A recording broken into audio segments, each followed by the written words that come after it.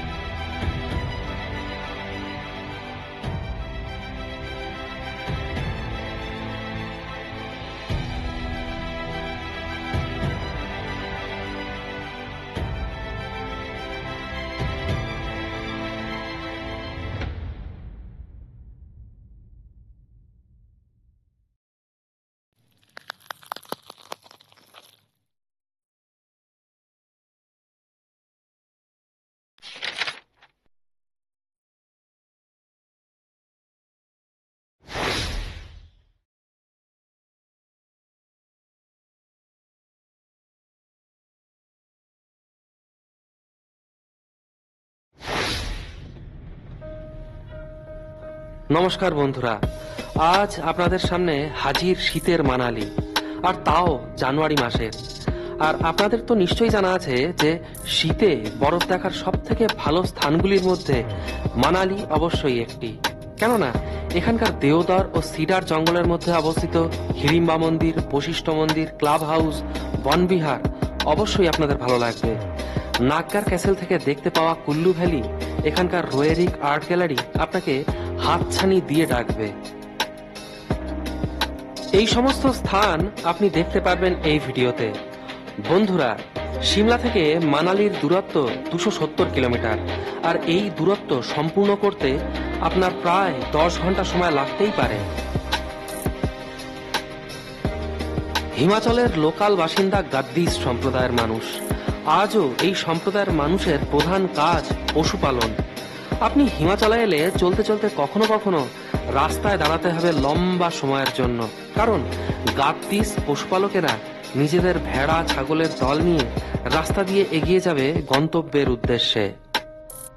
সিমলা থেকে মানালি যাত্রার জন্য আপনাকে দুটি ভ্যালির উপর দিয়ে যাত্রা করতে হবে। একটি সাতলুজ ভ্যালি ও দ্বিতীয়টি বিয়াস ভ্যালি।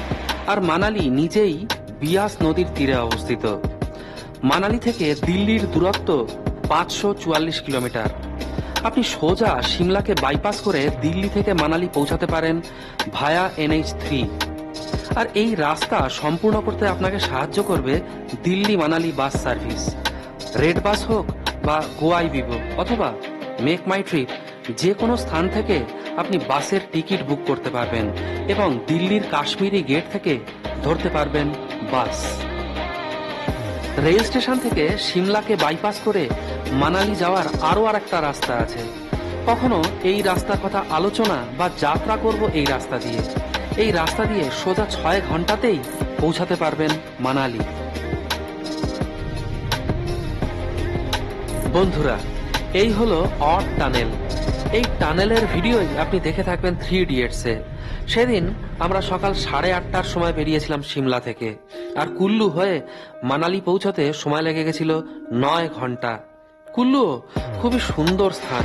কুল্লুর বিয়াস নদীতে আপনি করতে পারবেন র্যাফটিং।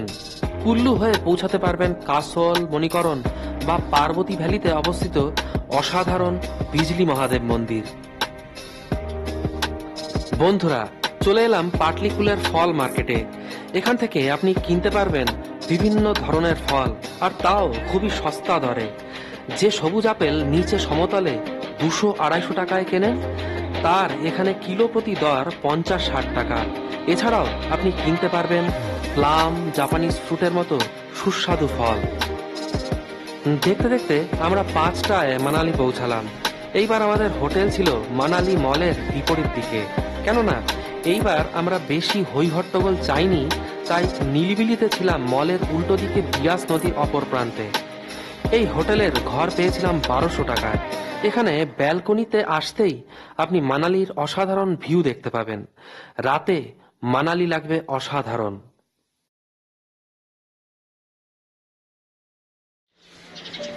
বন্ধুরা, জানুয়ারি মাসে ভোরের মানালিও অসাধারণ লাগে। চারিদিকে উঁচু উঁচু পাহাড় থাকার কারণে ভোরের সূর্যোদয় আপনি দেখতে পারবেন না, কিন্তু বরফে মোড়া পাহাড়ে সূর্যোদয় কেমন হয় তা দেখার আনন্দ আপনি অবশ্যই নিতে পারবেন।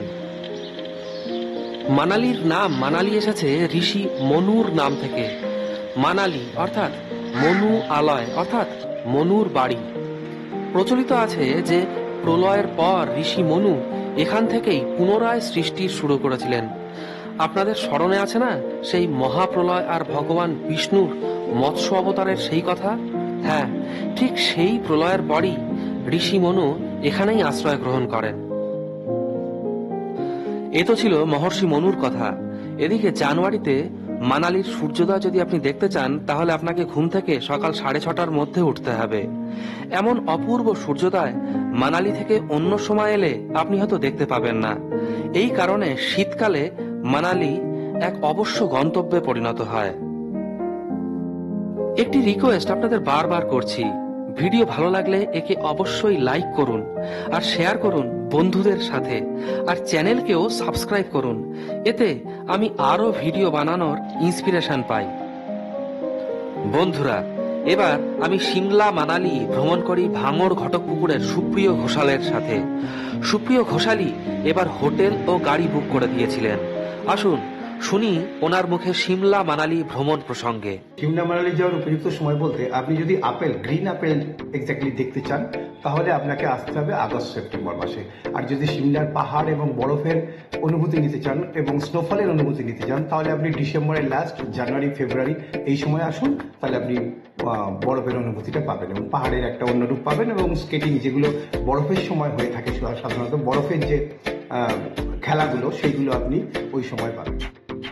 গাড়ি এবং হোটেল দুটোই বন্দোবস্ত আমরা করে দিই। আপনার ঠিক যেমন চাহিদা, আপনি ঠিক দুজনে আসুন বা গ্রুপে আসুন, যেভাবেই আসুন না কেন, আপনি আমাদের সঙ্গে যোগাযোগ করলে আপনার গাড়ি এবং হোটেলের বন্দোবস্ত আমরাও করে দিতে পারি। যদি বড় গ্রুপ থাকে, যদি আপনার খাবারেরও প্রয়োজন হয়, আমরা সেটাও প্রোভাইড করি। যদি কেউ পুরো প্যাকেজে আমার সঙ্গে সিমলা মানালি ঘুরতে যেতে চান, তাহলে আমার সঙ্গে ফোনে যোগাযোগ করতে পারেন এবং আমার অফিসে এসেও যোগাযোগ করতে পারেন।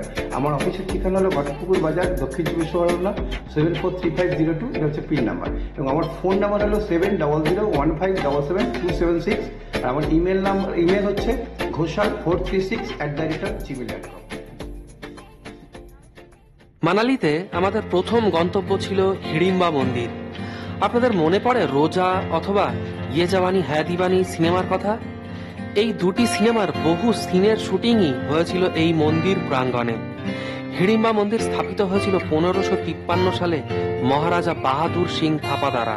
হিড়িম্বা দেবী ছিলেন পাণ্ডুপুত্র ভীমের স্ত্রী ও মহাবীর ঘটোৎকচের মাতা। হিড়িম্বা দেবীরই রাক্ষস ভাই হিড়িম্বকে বধ করে ভীম হিড়িম্বাকে বিবাহ করেন। হিড়িম্বা মন্দিরের নিকটে একটি স্থান আছে যেখানে জন্ম হয়েছিল ভীম ও হিড়িম্বার পুত্র ঘটোৎকচের। সারা দেশ জুড়ে দশমীর দিন যখন দেবী দুর্গার পুজো হয়, তখন এখানেই হয় হিড়িম্বার পূজা। শুধুমাত্র এখানেই নয়, এই প্রথা মানালির সর্বত্র। এই পুরো মন্দির এলাকাকে বলা হয় ধুনগড়ি বন বিহার। হিড়িম্বা মন্দির একটি কাঠের তৈরি মন্দির। এখানে মন্দিরের দেওয়ালে আপনি বহু পশুর প্রতিকৃতি দেখতে পাবেন। মানালিতে আমাদের দ্বিতীয় গন্তব্য হলো ক্লাব হাউস। এখানে পার হেড 10 টাকার টিকিটেই পাবেন প্রবেশ করার অনুমতি। এখানে প্রবেশের সময়সীমা হলো সকাল 10টা থেকে রাত 8টা পর্যন্ত। ব্রিটিশদের স্টাইলে বানানো এই ক্লাব হাউসে মার্কেট কমপ্লেক্সের সাথে আপনি পাবেন ইনডোর ও আউটডোর গেমস খেলার স্থান। ক্লাব হাউসের রক্ষণাবেক্ষণের দায়িত্ব রয়েছে হিমাচল প্রদেশ ট্যুরিজম ডেভেলপমেন্ট কর্পোরেশনের উপর।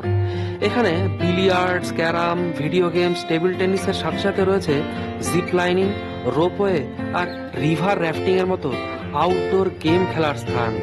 ক্লাব হাউসের গ্রাউন্ড ফ্লোরের ভিতরে একটি স্থান আছে যেখানে স্থানীয় অধিবাসীরা লোকাল হ্যান্ডিক্রাফটস এর পসরা নিয়ে বসেন এই আশায় যে এখান থেকে তারা তাদের বানানো জিনিস বিক্রি করে অর্থ উপার্জন করবেন। এখানে এলে একটু চেষ্টা করবেন কিছু না কিছু কেনার। ক্লাব হাউসের পর আমাদের পরের গন্তব্য হলো বশিষ্ঠ মন্দির। ঋষি বশিষ্ঠ ছিলেন ভগবান রাম ও লক্ষ্মণের গুরু।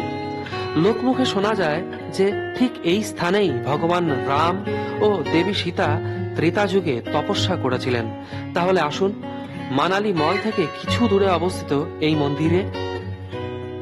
এখানে যেটি সব থেকে গুরুত্বপূর্ণ দ্রষ্টব্য তা হলো এখানকার হট স্প্রিং।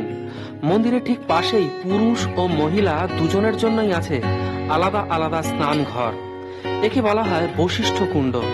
শোনা যায় যে এই জলে চর্মরোগ দূরীকরণের জন্য আছে প্রচুর মাত্রায় মিনারেল। বলা হয়ে থাকে যে এই কুণ্ড বানিয়েছিলেন রামের ছোট ভাই লক্ষ্মণ।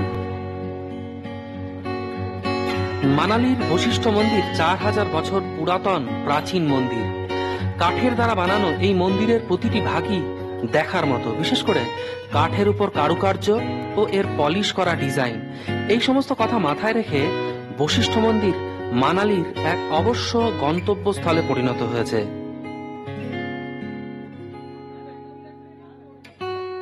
বন্ধুরা, আজ একটি রিকোয়েস্ট করব আপনাদের। আপনারা ভিডিও দেখেন কিন্তু ভিডিওকে একদমই লাইক করেন না। ভিডিও ভালো লাগলে একে অবশ্যই লাইক করুন, শেয়ার করুন বন্ধুদের সাথে। আর হ্যাঁ, চ্যানেলকে তো সাবস্ক্রাইব করা একদম ভুলবেন না। বশিষ্ঠ মন্দির দর্শন সেরে আমরা চলে যাব মানালি মলের নিকট অবস্থিত বন বিহারের দিকে। দেওদার গাছের বনভূমির মধ্যে বাচ্চাদের আছে নানা ধরনের খেলার উপকরণ। তার সাথে জ্ঞান বৃদ্ধির জন্য পার্কের মধ্যে আছে অনেকগুলি বোর্ড, যাতে বিভিন্ন বিষয়ের বিস্তারিত তথ্য পাওয়া যাবে। মাত্র 5 টাকার টিকিটেই আপনি পৌঁছে যাবেন মানালি মলের নিকট স্থিত দেওদার গাছের সমারোহে আবৃত এই বন বিহারে। পার্কটি সকাল 8টা থেকে খোলা থাকে বিকেল 7টা পর্যন্ত, আর শীতকালে এটি বন্ধ হয় 5টায়। বন্ধুরা, এই ছিল মানালির কিছু লোকাল সাইট সিন ও টুরিস্ট স্পট। এখন মানালি মল থেকে 17 কিলোমিটার দূরে অবস্থিত নাগগার ক্যাসেল হলো আমাদের পরবর্তী গন্তব্য। নাগগার ক্যাসেল হলো মধ্যযুগে বানানো এক রাজভবন, যা বানিয়েছিলেন কুল্লুর রাজা সিদ্ধ সিং। 1460 সালে কুল্লুর পাশে বানানো এই রাজমহল পৌঁছানোর রাস্তাটিও নাগগার ক্যাসেলের মতোই খুবই সুন্দর। এই নাগগার ক্যাসেলে বসেই পণ্ডিত নেহেরু লিখেছিলেন তার বিখ্যাত বই a bunch of old letters. Naggar ক্যাসেলের এন্ট্রি ফি হলো মাথাপিছু 30 টাকা। বহু সময় পর্যন্ত এই রাজভবনই ছিল কুল্লু রাজার প্রধান রাজভবন। 1978 সালে এই রাজভবন নিয়ে আসা হয় হিমাচল প্রদেশ ট্যুরিজম ডেভেলপমেন্ট কর্পোরেশনের আন্ডারে। আজ এই রাজভবন এক হেরিটেজ বিল্ডিং হওয়ার সাথে সাথে এক হেরিটেজ হোটেলও বটে। এই সেই স্থান যেখানে হয়েছিল জব উই মেট ও টিউবলাইটের মতো হিন্দি সিনেমার শুটিং এর সাথে সাথে বহু পাঞ্জাবি ফিল্মের শুটিংও। পাথর ও কাঠের তৈরি এই রাজভবন আজও দাঁড়িয়ে আছে পুরাতন স্মৃতি আগলে কুল্লুর শোভা বাড়িয়ে। এখানে রাজমহল স্থাপন করার আরো এক কারণ ছিল। কারণ হলো এর লোকেশন। প্রথমত, এখান থেকে পুরো কুল্লু ভ্যালি দেখা যায়। দ্বিতীয়ত, সহজেই এই বিল্ডিংকে আক্রমণ করা যাবে না এর অবস্থানগত কারণে। রাজমহল স্থাপনের জন্য এর থেকে সুন্দর আর নিরাপদ স্থান পাওয়া রাজার পক্ষে হয়তো সম্ভব ছিল না।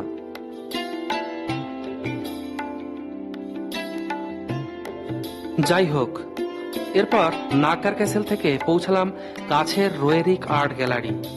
নিকোলাস রোয়েরিক রাশিয়ার সেন্ট পিটারবার্গ থেকে এখানে এসেছিলেন 1923 সালে ওনার ফ্যামিলির সাথে। মঙ্গোলিয়া, তুর্কিস্তান, তিব্বত হয়ে এখানে এসে এই স্থানের সৌন্দর্য দেখে এখানে থাকাই স্থির করলেন, আর নিজের মৃত্যু পর্যন্ত রোয়েরিক ছিলেন এখানেই। 1947-এ মৃত্যুর পূর্বে তিনি এখান থেকে ভ্রমণ করেন কুল্লু, লাহুল স্পিতির মতো স্থান, আর এই স্থানগুলির সৌন্দর্য চিত্র অঙ্কনের মাধ্যমে অমর করে রাখেন। রোয়েরিক প্রায় 7,000 চিত্র অঙ্কন করেন, যার মধ্যে 500 ছবি রয়েছে শুধুমাত্র হিমালয়কে নিয়ে।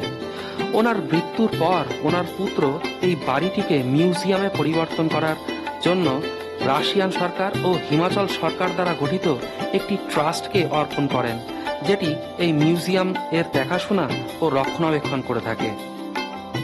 রোয়েরিকের পেইন্টিংস এর ফটো তোলা নিষিদ্ধ, এই জন্য আপনাকে নিজেই এই পেইন্টিংস দেখতে আসতে হবে।